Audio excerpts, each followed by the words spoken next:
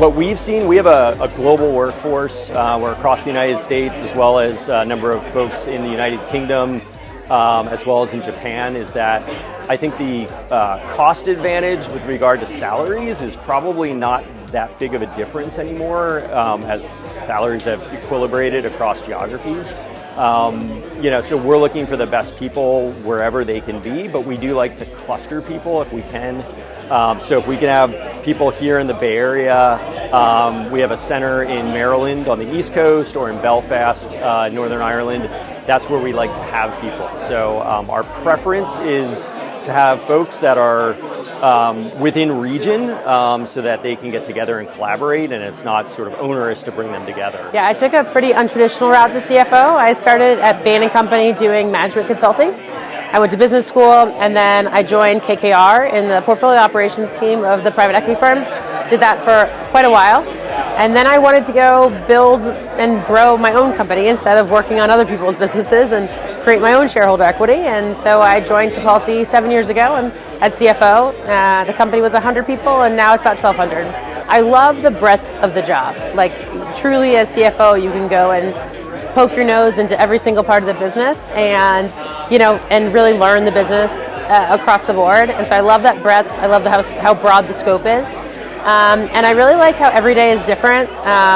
Some days I'm talking to investors and raising money, and some days I'm thinking about strategy, and some days I'm thinking about detailed pricing or execution work. And so I just really love both the breadth and how diverse every day is. Yeah, I mean, I really think that as a CFO, you need a peer group, because it's a kind of a lonely job sometimes, and you can learn so much from all of your peers.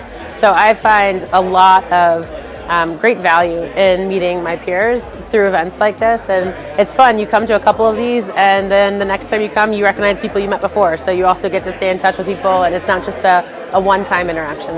Well, I came from an operational finance, kind of corporate finance, and then investor relations background. Really came up actually through investor relations at several companies, E-Trade, Virgin Mobile, Sprint, and then I went on to PayPal doing basically operational and strategic finance. It was really the journey through kind of FP&A and kind of operational finance that I moved into the more operational roles, and I became the number 2 at PayPal to the CFO, who actually also managed global customer operations, and so I ended up being sort of the internal CFO at PayPal. And so the transition to kind of external full CFO was actually really easy for me. Well, I always advise businesses that are on the smaller side, say under $200 million in ARR, to stay private. And the reason I do that is because there are constraints, right? The street values both profitability and growth, and sometimes you need that time and less scrutiny to grow your company in the right way.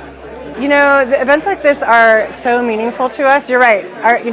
We need to make time in our calendars for networking. It's really, really difficult.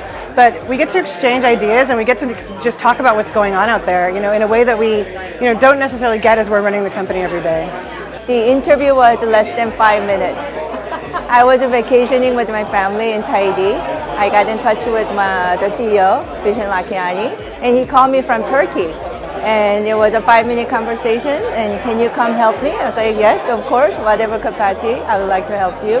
And that was the interview. I've been a CFO of a number of private companies, Workado being one, and Evernote.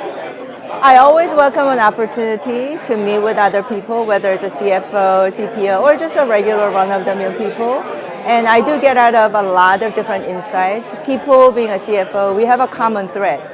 Running the company, being an operator, manage money, dealing with investors, and wear lots of hats, so to speak, right? So we commiserate probably, and we laugh at it, our insider jokes, and that's what I would look for. I would describe it, Jane, as dynamic.